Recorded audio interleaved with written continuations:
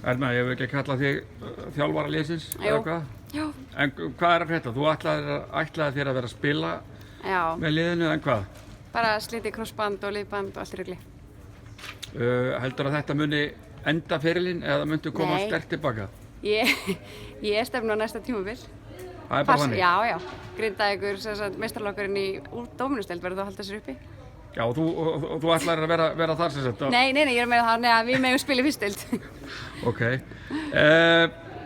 Ertu sáttið þetta hérna í kvöld hjá B-liðinu? Sko, já, við getum eiginlega gern að vera sáttar. Við æfðum síðast í Tindastólsleiknum, tókum þá síðasta play, sko. Þannig að það er ekkert verið æfingar sem var sko 1. desember. Nei. Þannig að með að þú veist eins og þetta lið æfir ábygglega 4-5 sinnum í viku myndi ég giska. Þá held ég að við getum alveg svona, já. Það er ekki alveg sami kannski, já, ég meina hvað að kalla það, metna kannski hjá B-liði Grindavíkur eins og hjá A-liði Fjölnis. Það séu fleiri æfingar og annað. Nei, ég meina við erum bara komin hingað til þess að algjörlega hafa gaman og halda okkur í formi og raunin að leyfa þeim leikmönnum sem spila með meistarafloknum að spreyta sig hjá okkur, fá mínútur hjá okkur.